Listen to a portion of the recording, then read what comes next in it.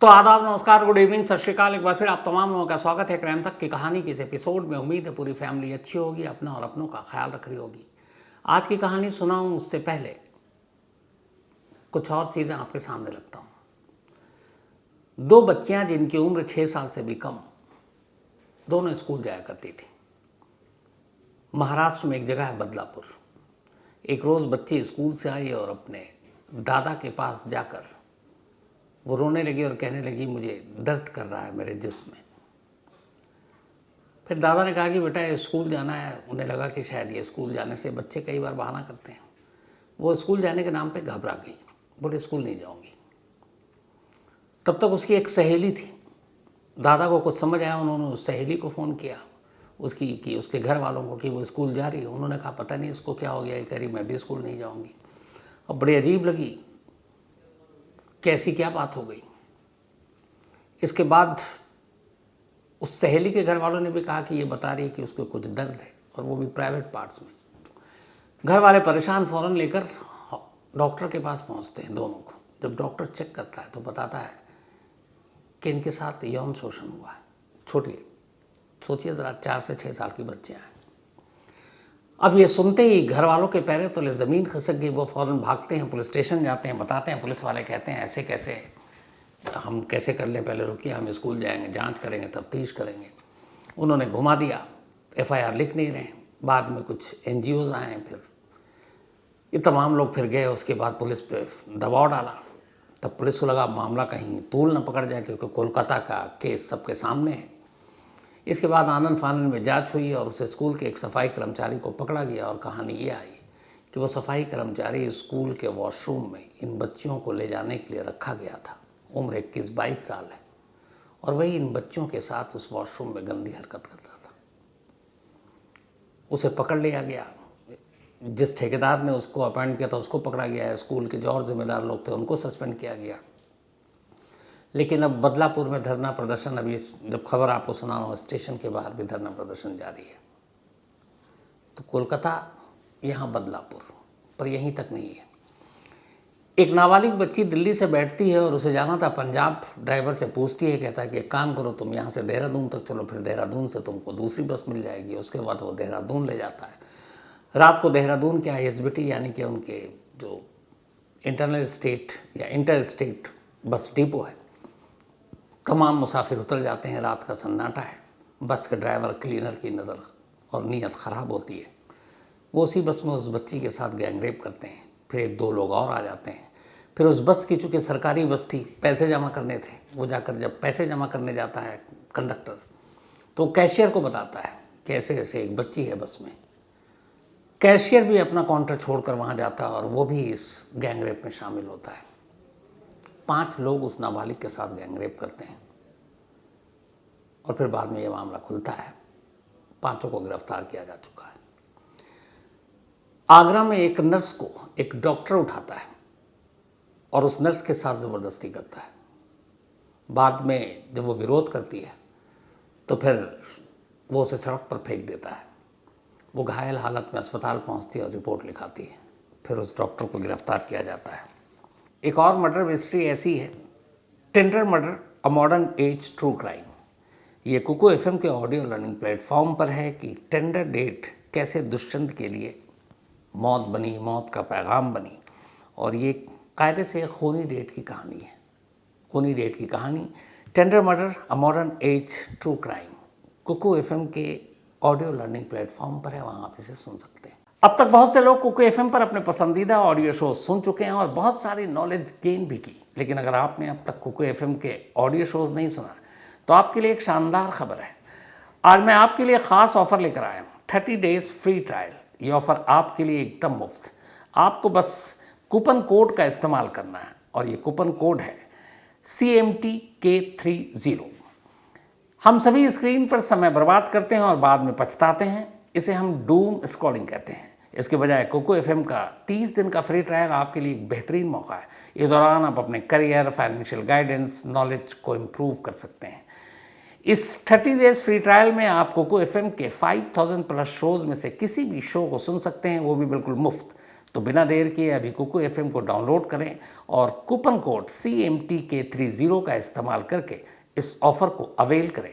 अपने दोस्तों और परिवारों को भी शानदार ऑफ़र के बारे में ज़रूर बताएं। याद रखें, after 30 days subscription plan will be activated. तो मुरादाबाद में एक डॉक्टर एक नर्स को बंधक बनाकर उसके साथ रेप की कोशिश करता है। तो ये सारी चीज़ें वो तब हैं जब पूरा देश सुलग रहा है और गुस्से में है उस कोलकाता के जूनियर डॉक्टर के साथ जो हैवानियत हुई। लेकिन देखिए आप दूसरा चेहरा, जगह अलग, खौफ किसी के दिल में नहीं है। ये तो 3-4 इंसिडेंट आपको बताया जो आगे सामने, ना मालूम इतने कैसे इंसिडेंट होंगे जो आए नहीं। इसी के साथ अब कहानी पर आऊँ उससे पहले एक और, मैंने बहुत डिटेल में अजमेर 6 स्कैंडल की कहानी आपको सुनाई थी। उसमें भी कैसे स्कूल और कॉलेज की बच्चियां थी जिन्हें ब्लैकमेल किया गया और सैकड़ों बच्चियों के साथ यौन शोषण हुआ, कई ने खुदकुशी कर ली। इतना वक्त बीता और अब 32 साल के बाद अदालत का फैसला है और सुप्रीम कोर्ट ने 6 लोगों को लाइफ इम्प्रिजमेंट, उम्र कैद की सज़ा सुनाई है 32 साल के बाद। ये भी एक कानून इंसाफ का हमारा चेहरा है। तो ये तो रही बाकी चीज़ें। अब आते हैं आज की कहानी के ऊपर।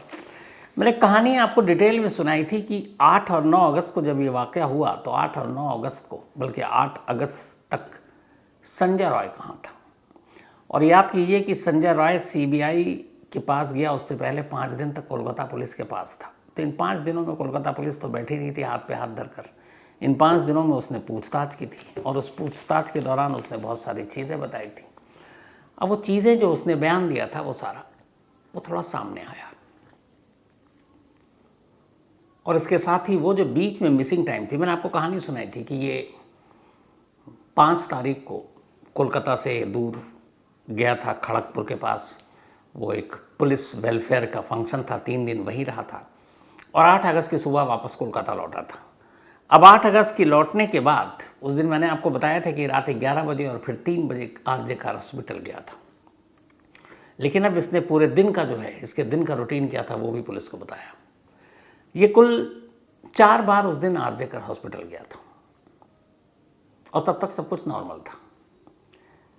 2 बार दिन में गया, 2 बार रात में।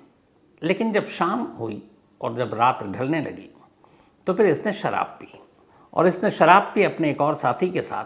वो भी एक पेशेंट था जिसका मैंने आपको बताया था, उसके साथ तीमारदार के तौर पर। लेकिन ये तीमारदार भी एक सिविक वॉलंटियर था कोलकाता पुलिस के लिए और ये जो कोलकाता पुलिस की एक 4th बटालियन है उसके लिए काम कर रहा था। जैसे अपना ये रॉय जो है ये RJ कार हॉस्पिटल की चौकी पे ड्यूटी कर रहा था, तो वो 4th बटालियन के लिए कर रहा था संजय रॉय। तो ये दोनों शराब पीते हैं। शराब पीने के बाद रात होती है और रात होने के बाद अब ये दोनों कहते हैं कि चलो, इन दोनों की हवस जागती है और फिर दोनों वहाँ से निकलते हैं। और उसके बाद पहले ये जाते हैं, वहाँ का एक रेड लाइट एरिया है सोनागाछी। ये सोनागाछी रेड लाइट एरिया में जाते हैं। संजय राय उस रेड लाइट एरिया के बाहर खड़ा रहता है और जो उसका दूसरा दोस्त था 4th बटालियन में काम करने वाला, वो अंदर जाता है रेड लाइट एरिया के और थोड़ी देर के बाद वो वहाँ से निकलता है। इसके बाद ये लोग फिर अपना शराब वराब पीते हैं और उसके बाद वहाँ से चल पड़ते हैं। कुछ वक्त के बाद अब ये दोनों फिर एक और जगह पर, एक चेतला इलाका है, वहाँ पे एक रेड लाइट एरिया है, ये वहाँ जाते हैं।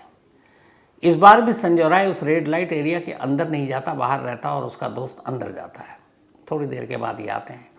अब ये जब चलने लगे तो अचानक एक महिला गुजर रही थी। उस महिला को देखकर भद्दे कमेंट्स मारे संजय राय ने और उसके साथ छेड़खानी करने की कोशिश की। महिला ने उसको फटकार लगाई क्योंकि उसे लगा कि शायद ये महिला भी इसी रेड लाइट एरिया की रहने वाली है। तो इसके बाद ये सब कुछ हुआ। अब वो रात को फिर हॉस्पिटल पहुंचता है। हॉस्पिटल जाने के बाद वहाँ ये लोग फिर शराब पीते हैं हॉस्पिटल के पीछे। शराब पीने के बाद अब उसका जो दोस्त था 4th बटालियन वाला, वो एक जो उबर बाइक है उसके थ्रू अपने घर चला जाता है। वो भी एक बैरक में रहता था, बट संजय रॉय नहीं जाता और संजय राय उसी हॉस्पिटल में रुक जाता है। हॉस्पिटल में रुकने के बाद ये करीब, तब हॉस्पिटल से आना जाना इसका लगा हुआ था, लास्ट फिर 3:50 पे हॉस्पिटल में आता, 3:50 पर सुबह, जब इसने एग्जैक्ट टाइम बताया। हॉस्पिटल आने के बाद अब ये करीब 4:03 हो रहा था जब ये इधर उधर हॉस्पिटल के राउंड मारता है। चूँकि आता रहता था तो किसी ने, कोई सिक्योरिटी गार्ड कोई पूछता नहीं है। 4:03 पर ये 3rd फ्लोर पे पहुंचा, तीसरी मंजिल पर। तीसरी मंजिल पर जब पहुंचा तो वहाँ सीधे सेमिनार हॉल में गया। ये पहले भी जा चुका था। सेमिनार हॉल में गया, काफ़ी पी रखी थी, नशा भी ज़्यादा था। उसके बाद ये जाकर किसी कुर्सी पर बैठने की कोशिश करता है, तभी अचानक इसकी नज़र पड़ती है एक जगह, एक जूनियर डॉक्टर सो रही थी और गहरी नींद में थी। उसे वो देखता है और फिर उसकी नीयत डोलती है और फिर वो उसके साथ ज़बरदस्ती करता है।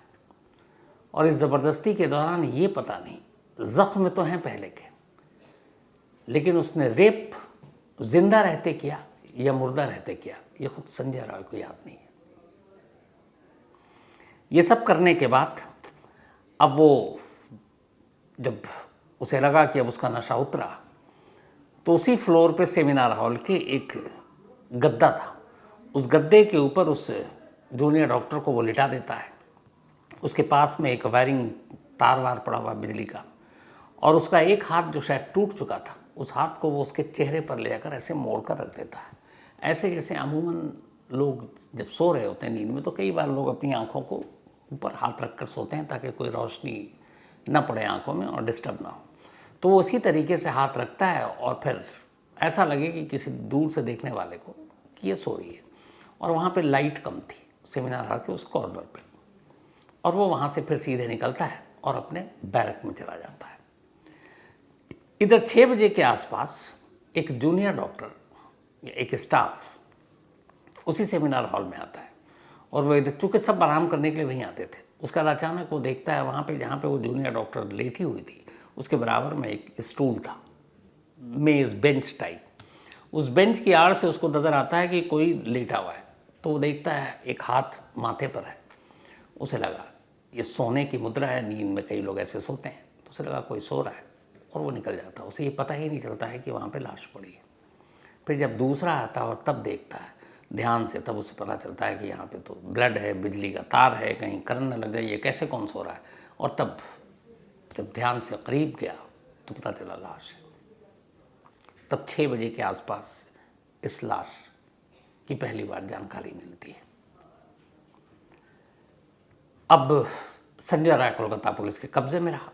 उसके बाद अब सीबीआई के कब्जे में है। सीबीआई अब उससे पूछताछ कर रही है।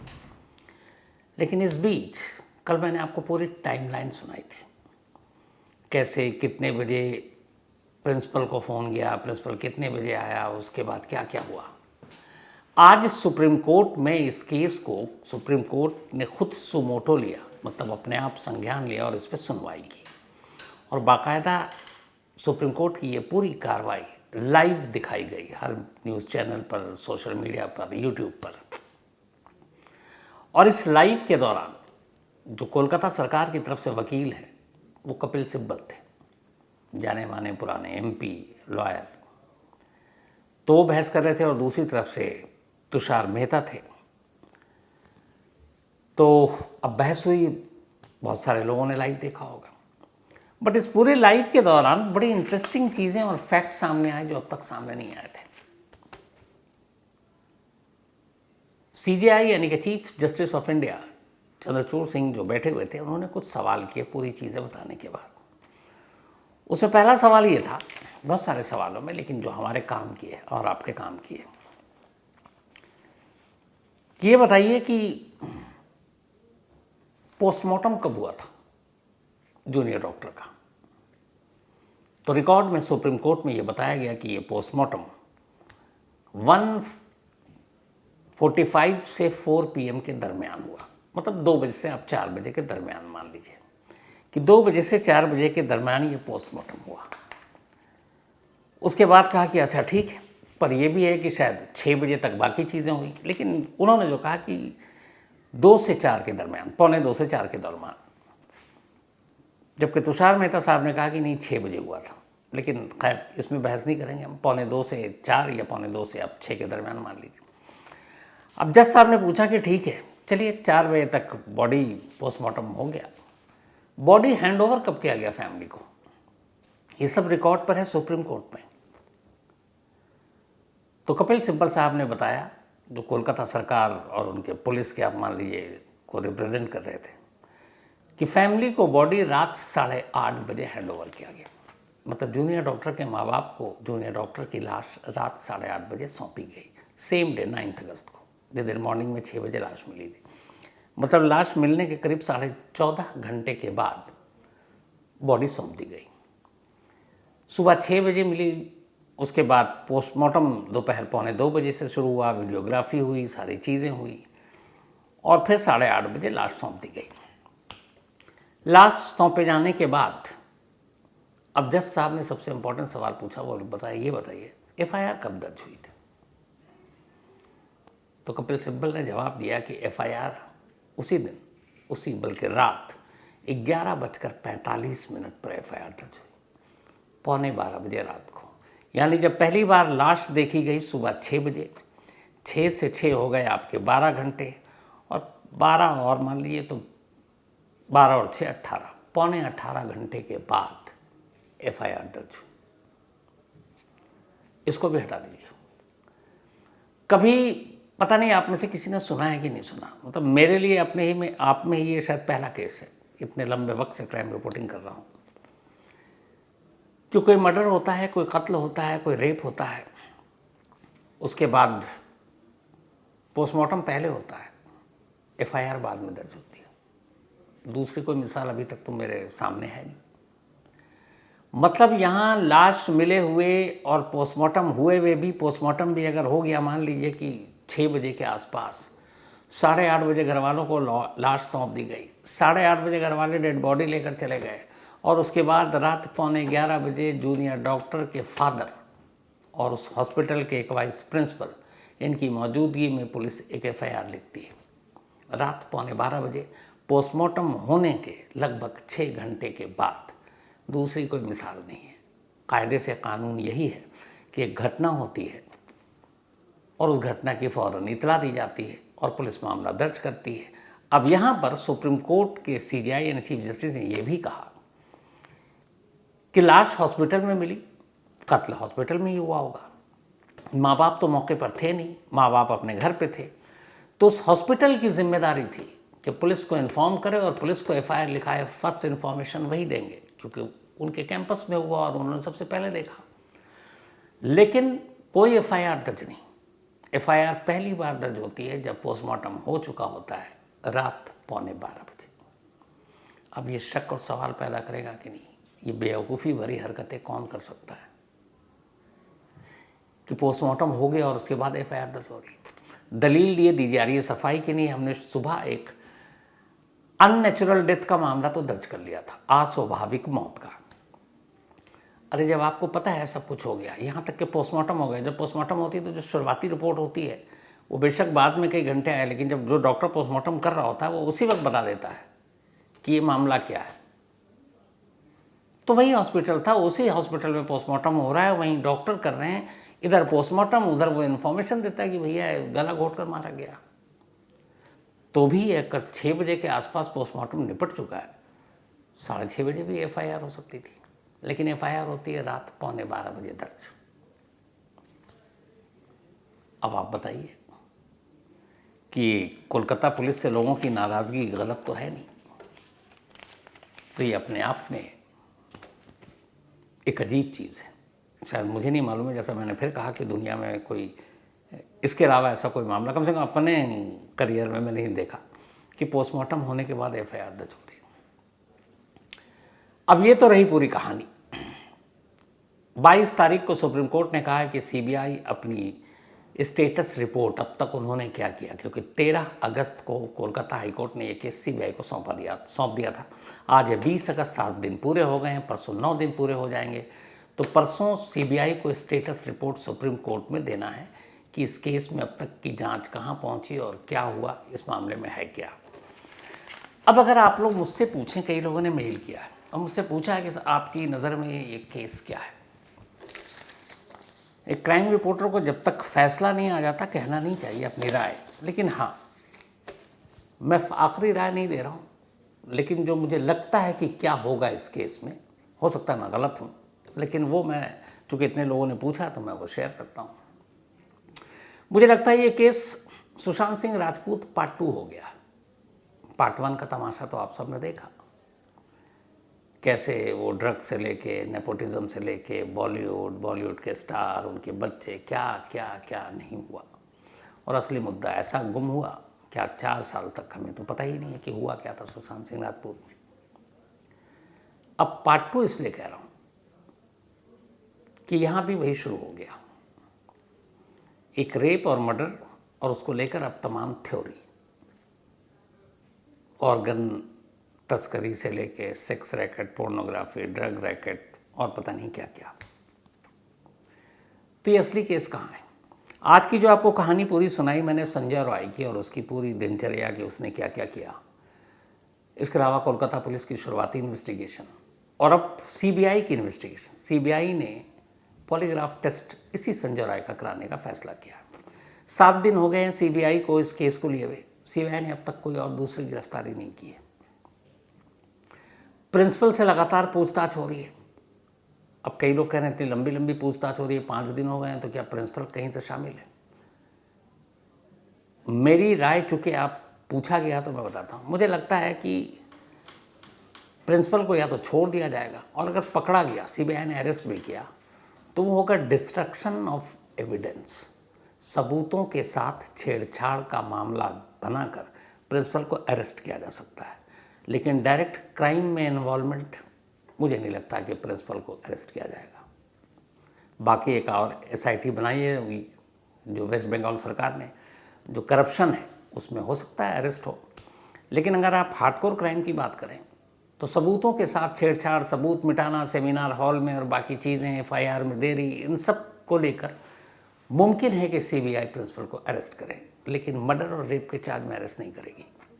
नंबर 2, क्या इस केस में और भी कोई शामिल है? तो आप कोलकाता पुलिस को हटा दीजिए। सीबीआई के सिर्फ 7 दिन के पैटर्न को देखकर मैं जो अपने हिसाब से आपको बता रहा हूँ, शायद मैं गलत ना हूँ, तो ये केस उसी लाइन पे जा रही है जिस लाइन पे कोलकाता पुलिस ने अपनी इन्वेस्टिगेशन की शुरुआत की थी, यानी जूनियर डॉक्टर का गुनहगार एक, और वो संजय रॉय। इसके अलावा मुझे नहीं लगता है कि इस केस में सीबीआई और कुछ नया करेगी, क्योंकि अब तक कई चीज़ें होती हैं, जब आप बारीकी से नज़र रखते हो तो वो पैटर्न, जैसे कई लोगों ने कहा कि ये जिस रात अपने उस साथी सिविक वॉलंटियर के साथ घूम रहा था वो भी तो शामिल हो सकता है, लेकिन वो रात को फिर अपने वापस बैरक चला गया था और उसके सबूत हैं कि वो बैरक में था। और अगर ज़रा सा भी डाउट होता तो अब तक अरेस्ट हो चुका होता। 7 दिन तक आज़ाद नहीं होता, यह बहुत बेसिक चीज़ है। तो कुल मिलाकर इस वक्त 0 इन एक ही आदमी कस्टडी में है पहले ही दिन से, बल्कि 9 अगस्त से ही, और वो है संजय राय। आज 20 अगस्त है, संजय राय ही एकलौता अभी तक कस्टडी में, चाहे कोलकाता पुलिस को या सीबीआई के। पॉलीग्राफ भी उसी का होना है, और बाकी इसमें अब तक कोई गिरफ्तारी हुई नहीं है। और मुझे लगता है कि जो line of investigation Kolkata police की थी, हो सकता है आप में से बहुत सारे लोग मुझसे एग्री ना करें, लेकिन मुझे लगता है ये केस वहीं पर जाकर ख़त्म होगा। हो सकता है, क्योंकि अब तक जो कुछ हुआ है वो यही दिखा रहा और यही बता रहा है। बाकी मैं दावा करूंगा नहीं, सिर्फ इसलिए ये बताना भी नहीं चाहिए कि बहुत सारे लोगों ने कहा कि नहीं, मैं आपकी पर्सनल राय जानना चाहता हूँ। तो ये मेरी राय है, और ज़रूरी नहीं है कि मैं सच हूँ या मैं सही हूँ, लेकिन हर एक को राय रखने का अधिकार है, तो इसलिए मैंने रख दिया, और आप लोगों ने मांगा तो मैंने दे दिया। तो मेरी नज़र में दोबारा रिपीट करता हूँ ये कि प्रिंसिपल डिस्ट्रक्शन ऑफ एविडेंस के मामले में हो सकता है सीबीआई अरेस्ट कर ले, और इस केस में एक्यूज जो है वो एक ही रहेगा, संजय रॉय, और कोई नहीं। तो कहानी में आज इतना ही, लेकिन कहानी ख़त्म करूं उससे पहले वही अपना सिलसिला। आज अनूप कुमार इनका बर्थडे है, तो हैप्पी बर्थडे अनूप जी। और ये भेजा है मिथिलेश कुमार ने। शेख अवैस, इनका भी आज जन्मदिन है, तो हैप्पी बर्थडे शेख अवैस। रीटा पंडित, इनका भी आज बर्थडे है, हैप्पी बर्थडे रीटा जी। और आपका मेल पढ़ा है इन्होंने एक इसी आरजीकर हॉस्पिटल के बारे में एक बहुत ही सैड स्टोरी बताई है, मैं किसी दिन ज़रूर सुनाऊंगा।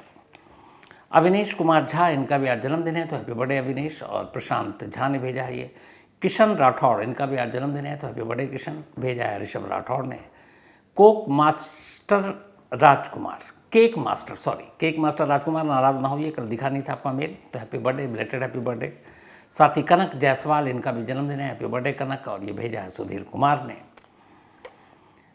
रश्मि रंजन नायक, इन्होंने लिखा है कि सर अभी तो कोलकाता की ये जो चल रहा है इसमें सब कुछ हो रहा है, लोग गुस्से में, धरना प्रदर्शन, लेकिन फिर वही होगा, सब भूल जाएंगे।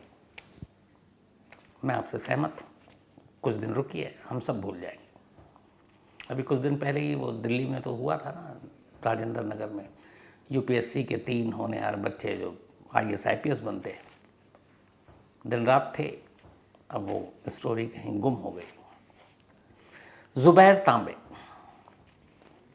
इन्होंने कुछ सवाल किया कि क्यों कोलकाता पुलिस ने पहले एक्सीडेंटल या ये अननेचुरल डेथ लिखा और ये गलतियाँ थी। ये गलतियाँ तो सारी आपको बताइए कि कोलकाता पुलिस ने यही तो सारी लापरवाही की जिसकी वजह से इतना हंगामा है। हनी शर्मा, इन्होंने लिखा है कि अगर वो सेमिनार हॉल में थी तो उसके चीखने की आवाज़ क्यों नहीं आई। ये सवाल पहले भी कई लोगों ने पूछा था। बहुत मुश्किल, बहुत मतलब मुमकिन है कि चूँकि वो सो रही थी और सोते वक्त अटैक करना और फिर मुंह पे हाथ रखना या गर्दन दबाना, गला दबाना, तो फिर वो उस वक्त चीख कहाँ जाएगी। और कई जो लोग वहाँ घूम कर आए हैं कॉरिडोर में, उनका कहना है कि उस वक्त इतनी रात को उस कॉरिडोर के इर्द गिर्द कोई होता नहीं है। कोलकाता पुलिस के बारे में इन्होंने पूछा है और कहा है, मैंने कहा कोलकाता पुलिस तो आपको पता ही है, अगर कोलकाता पुलिस ने ईमानदारी से सुबह ही 9 अगस्त के अपना काम कर लेती तो ये चीज़ें होती ही नहीं। इसके अलावा Mitali Roy, thank you so much. अरतरन प्रधान, इन्होंने लिखा है कि पूरे क्राइम सीन को जिस तरीके से बर्बाद किया गया, और उनका ये भी कहना है कि एक ब्रोकर यानी वो संजय राय को रेपिस्ट बनाकर पेश किया जा रहा है। तो अंतरन साहब, मैं आपकी इस बात से भी सहमत नहीं हूँ, क्योंकि अभी जितने भी सबूत और एविडेंस हैं, चाहे वो ब्लूटूथ नेक बैंड हो, चाहे फिंगरप्रिंट्स, और अभी तो DNA की रिपोर्ट भी आ जाएगी, तो वो संजय राय की सच्चाई सामने आ जाएगी। क्योंकि सिर्फ बयान और उन सारी चीज़ों से आजकल मामला नहीं चलता ना, आपको फॉरेंसिक एविडेंस बहुत इंपॉर्टेंट हो जाता है। तो फॉरेंसिक एविडेंस ऑलरेडी सब है लैब में, मुझे लगता है 1-2 दिन में आ जानी चाहिए, तो उससे क्लियर हो जाएगा। Abdullah Ansari, thank you so much. Shantanu साहब, थैंक यू सो मच। इन्होंने कहा कि आप तारीफ़ की है मेरी, और ये भी कहा कि आपकी गणित और इंग्लिश कमज़ोर है इसलिए हंसी भी आती है। Thank you so much. लेकिन 2 और 2 5 होता है, अमिताभ बच्चन की एक फिल्म थी, मैंने देखी थी। Sanjay Pal Singh, thank you so much, उन्होंने कहानी की भी फरमाइश की है। अब तक बहुत से लोग कुकू FM पर अपने पसंदीदा ऑडियो शो सुन चुके हैं और बहुत सारी नॉलेज गेन भी की। लेकिन अगर आपने अब तक कुकू FM के ऑडियो शोज़ नहीं सुना तो आपके लिए एक शानदार खबर है। आज मैं आपके लिए ख़ास ऑफ़र लेकर आया हूँ, 30 डेज़ फ्री ट्रायल। ये ऑफ़र आपके लिए एकदम मुफ्त। आपको बस कूपन कोड का इस्तेमाल करना है, और ये कूपन कोड है CMTK30। तो कहानी में आज इतना ही। अब आपसे मुलाकात होगी कल रात 9 बजे किसी नई कहानी के साथ। तब तक अपना और अपनों का ख्याल रखिएगा। Thank you very much.